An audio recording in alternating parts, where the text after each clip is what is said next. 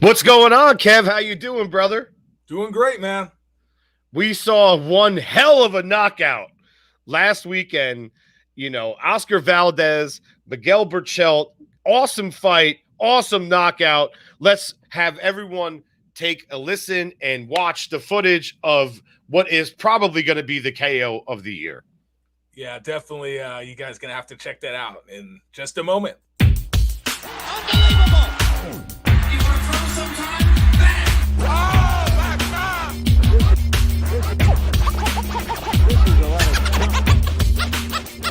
Okay, Chip. 7 rounds to 2. So, yeah, before we get to talking about, Canelo and Yildirim, who fights on Saturday, let's show you the highlight from what I believe in my mind is definitely going to be the KO of the year. If something can outdo this one, I look forward to that. Let's check it out. He's not just going to lay like, oh. Look at that left hook from Oscar Valdez, and Burchelt is tying up. Valdez scoring with ease. Backs him up, and that's a technical knockdown. The ropes held him up. Now you see the body language from Valdez. Uppercut combination, and he scores the knockdown. Valdez does it again.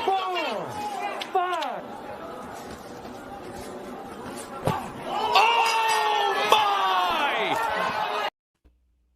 It sounded like a bass drum, okay, hitting a drum, the thud. And before it happened, I told my wife, I could see it like a couple seconds beforehand. And I pretty much said, oh, fuck, this guy is fucked. Like that shot, that thunderous shot that Valdez landed on Burchelt. I was talking to my boy, Mikey Montero, on his show. Check him out, Neutral Corner, great podcast. And we felt the same way when watching it. Like we knew a couple seconds ahead. It was like a Marquez Pacquiao moment in the fourth fight when he ain't gonna get up, Jim. Like you knew it. Yeah, it was pretty. It wasn't unexpected because he was definitely dominating. The whole match. It was a very pretty good fight, but definitely more of a one-sided fight where there was action kind of going both ways. But you really saw that.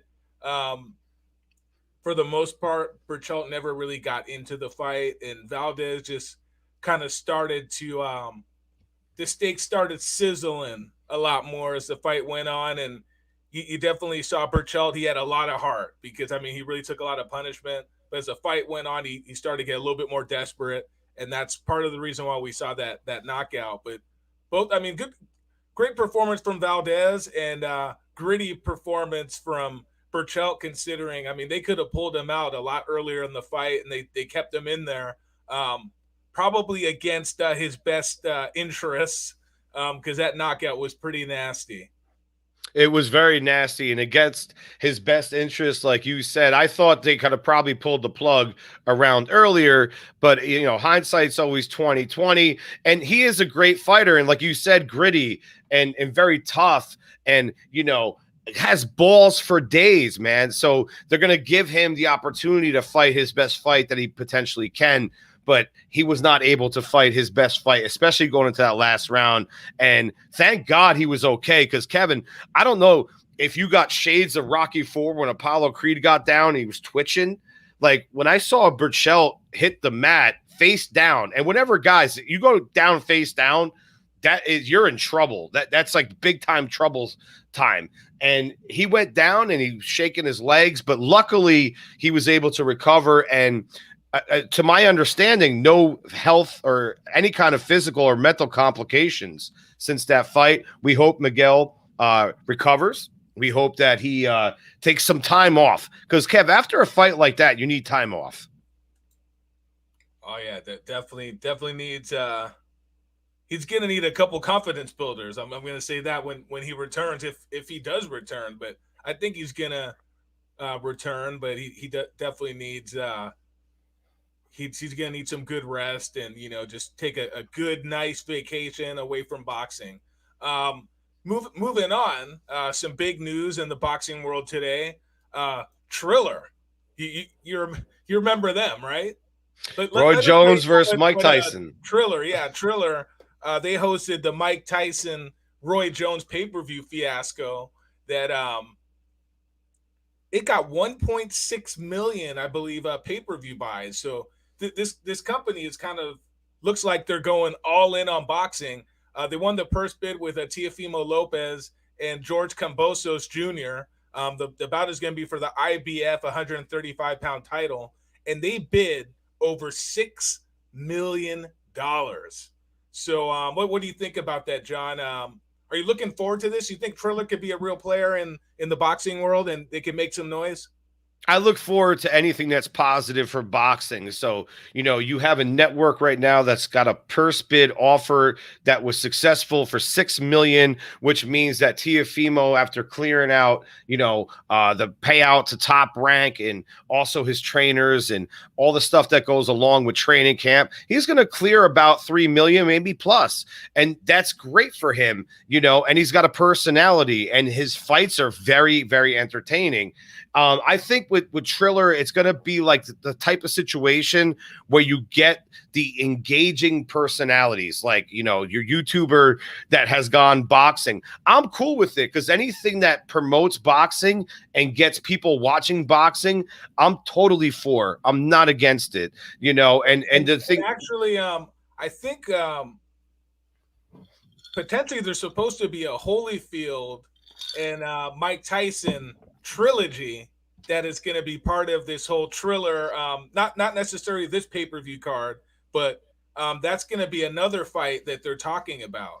And I'm interested to see if this is going to be a lead into the pay-per-view, or is the pay-per-view going to be a promotional event for that? Because I think just even having, for example, just say if you were going to do the Teofimo Lopez versus Kambosos fight, and you decided to make Mike Tyson and Evander Holyfield part of the production team, and as the part of the commentators for the fight, I think that would just do it would do great in promoting the fight from the beginning, because everybody knows Mike Tyson. A lot of people know Holyfield. I mean, they have a history of one of the most infamous fights in boxing history, the infamous bite fight. So to use those two guys to help promote an upcoming star like Teofimo Lopez, I think would be a great idea. Hint, hint, Triller. So, this is something I'm definitely looking forward to, and anything that puts more eyes and ears on the sport of boxing. And this isn't two YouTubers. These are two world-class fighters. Kambosos, he's a guy coming up. He's going to be a heavy underdog, but he is undefeated. So when you're undefeated, you definitely you haven't learned how to lose yet. So undefeated opponent is always a dangerous opponent. So we're definitely looking forward to that. This weekend, big fight on DAZN network this Saturday. Canelo Alvarez is back against, Envy Yildirim. So how do you feel about this? Canelo looked great his last fight. Put the little clip here, him just putting a beat down on Callum Smith.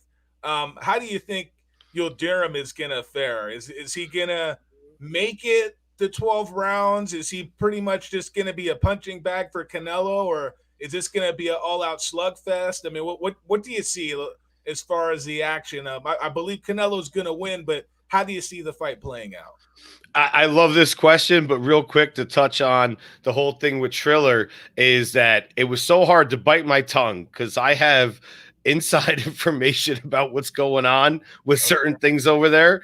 And I can't say anything, but it's going to be very interesting. And I like the fact that they're actually playing up to modern society, to where we're having things that are hip to do, and people could call them a gimmick, a cash grab. Hey, guess what, guys? All of life is that.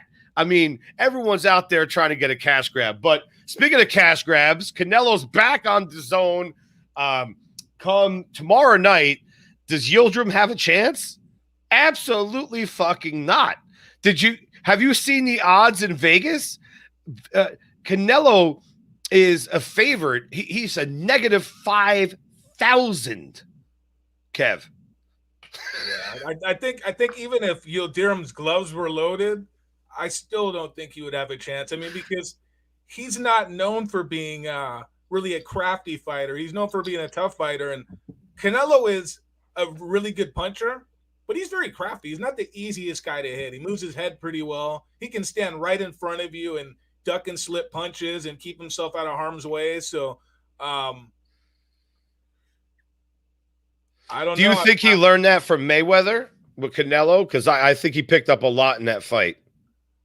In his loss. I think you could say maybe a little bit, but I think that just comes with experience, fighting a big, huge variety of different types of opponents. Because you have to remember, he's also fought slick southpaw Erislandy Lara. He fought Austin Trout when Trout was in his prime. So he's fought some pretty tricky, fighters. And obviously then he's fought other guys like James Kirkland and Alfredo Angulo, who just stand right in front of you and just let you hit them at will. So he's pretty much faced every style that you could think of as far as the boxers in his generation. Triple G, for example, he fought him twice. Some people believe he lost both fights. Some people believe he won both. And some people thought they were split. But either way, both fights were extremely competitive. And I think Canelo really learned a lot about himself in those fights and his limitations, his capabilities. And he's taken that to the next level. And I think 168 is a very comfortable weight class for him. He doesn't have to shed a whole lot of weight. He seems very natural there. And I think his punching power has carried up to the weight, even though he didn't knock out Callum Smith. I mean, he pretty much broke the guy's arm with his fist. So you don't see that too often. So definitely looking forward to seeing Canelo. Not really looking forward necessarily to seeing Yildirim, but obviously, it's when Canelo fights, it's an event. So more power to him. And then if he can win this fight impressively, we'll see, who would you like to see? I know it is a little bit premature because obviously he has to beat this opponent tomorrow. But if he does come out with the victory spectacularly, unscathed, who would you like to see him fight next? We're just going to end the show off with that. That's a great question. That's exactly where I was going to go. Caleb Plant, I think, is a very crafty fighter. I think that he could present problems, like you mentioned before, as Rolando Lara, very slick. Now, Caleb Plant is traditional. He's orthodox. He's not southpaw, but he's got a great delivery, and he's a very slick boxer. Canelo's had problems with slick boxers before, but boxers that were slick also had problems, suffering the damage of Canelo's power. So that kind of offsets and makes it an interesting fight because both people have certain advantages going in. And that's what makes a really, really great fight. I expect Canelo to come out on Saturday night, tomorrow night, and put on a great performance, get a nice, easy, clear win. And then move on to other things. At least he's back. Because what we need in boxing, we need our big guys, man. Not meaning that Canelo's big. And I think you're right, Kev. 168 is definitely the weight for Canelo, especially where he's at in his age. I could not agree more. So if you move forward, but we need our superstars. This is what boxing craves right now. And at least we get something. We're getting fed like a little bone.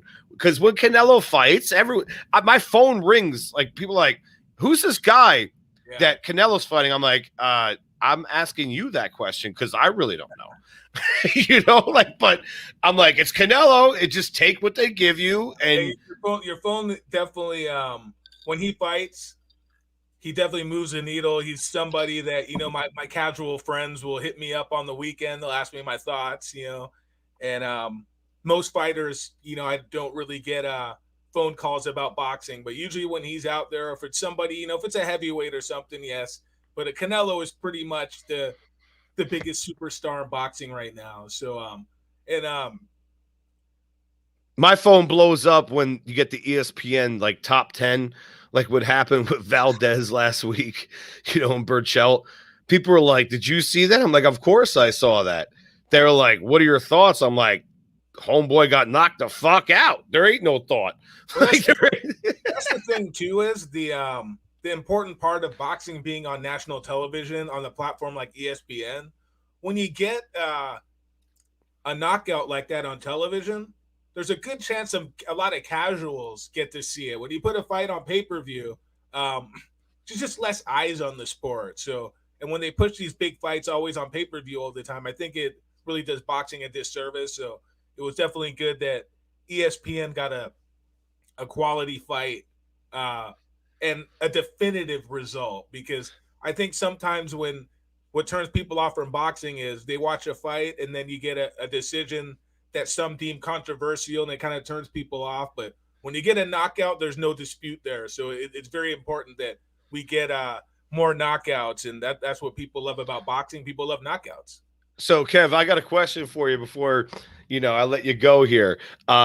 You ever watch bare knuckles boxing tournament that happens about now on average 2 times a month? I have not. Whoo! I'm going to shout out bare knuckles boxing, guys. Kev, first of all, the only thing they have on is a wrist wrap to keep their wrist from breaking. Knuckles are completely bare. They do 2-minute rounds. They do 6 rounds, and they go hard, and they call it knuckling up. So you toe the line. There's no neutral corner. They start the fight directly in front of each other, and they just unload. Dude, these fights are barbaric. I had to question myself when watching it. Like, what is wrong with you, John? Like, why? This is so crazy. Luckily, a lot of people have saved face, even though I've seen people's noses almost fall off their face, and that's no exaggeration. I could share a link with you, a compilation of this thing where this is like crazy. So it's a circular ring, very small. They go hard, and it's just old school, just straight up bare knuckles boxing, man. Check it out. It's pretty wild. Yeah, I'm definitely gonna have to check it out sometime. I know some of this stuff's on pay-per-view, and I don't like to pay to view. Nope, me neither. And the thing is, it's only $20, and I'm not plugging it. I'm not getting paid by bare knuckles, but I would like to get paid by you guys. So if you're listening, please, send some checks, and I'll definitely give you guys great credit. But yeah, there's definitely. I'm definitely interested, and I've heard about it, and I haven't really heard anything negative about it. I've heard there's been some very entertaining fights, and I've seen some of the pictures. I mean, the pictures really say it all. I mean, it's crazy, bro. Like when someone gets whacked, they're out, man. But speaking about getting whacked, I want to shout out another person. I'm not trying to plug people, other than the fact that I like to plug people. Tipsy Bartender, Kev. You got to watch some of these guys' videos. Homeboys out there making crazy drinks. Ridiculous drinks. Like, first of all, I'm a gummy bears guy. I'm addicted to gummy bears. Like, if people don't know, like, I go through them like crazy. So I watched a video of his the other day. He's throwing in rum, vodka, tequila, everything, anything in the kitchen sink, like everything in the kitchen. And his drinks look amazing. And somehow he finds a way to pour all this shit in and like not spill it over the top of a huge, like sometimes he makes gallons. And I'm like, what the fuck is he doing? Like, how do you make a gallon of booze? And like, do you drink it all in a day? Do you save? Where do you put all this booze? So check out my man Tipsy Bartender. Oh yeah, I'm gonna check him out also. I might have to have myself a drink in a little while. But anyway, yep. Oh, that looks pretty good. What's that, water? No, it's not water. That's Flint, Michigan water. That's fucked up. Anyways, I'm sorry to say that, but I hope they fix that. I hope they fix that whole situation over there. Please, yes. All those great people in Flint, including yes. Your man Chris Bird. That's where he's from, right, Flint? Yo, my man Chris, he was on the show recently. He's coming back soon in boxing and also on my show. Let me tell you something about this, man, about my experience with Chris Bird. You'll never meet a nicer person. Like, such a good dude. Like, just such a good dude, intelligent, sharp. Everything that this guy does, it's for the nature of just like being well and positive. Like, it's unbelievable. Like, when I spoke to him, I almost fucking cried. Like, I'm listening to his story. And if you guys haven't heard the interview, I'll plug myself here. Check it out. It's on all the platforms on iHeart. Just look up Chris Bird, John Signorello. You'll find it. He was telling me things that I had no idea. And I love Chris, but I saw his fight. I was at the fight where he beat my boy Evander Holyfield in 2002. And I had to break his balls about it. Yeah. I'm like, you messed up my homeboy. And your homeboy messed up my homeboy as well. And you know who I'm talking about. Who's that? But Who's your favorite fighter? Oh, that's right, James Toney. There you go. You're right. And that was a whoa, that was hard on me. But it's like for Chris, I told him, I said, man, just what a great guy, and he's actually going to fight again. I can't give too much up about what he's doing, but he is coming back. All right, that'll be definitely interesting. But I've seen pictures of him. The guy looks good for however old he is. I mean, dude, he trains all day. He's older than I am, and I'm sure he looks a lot better than me. So he doesn't have any fucking bad habits, and he trains all day long. Yeah. Like seriously, like he trains like all day long. And he eats very well. He's a vegetarian, vegan. That's good. Yep.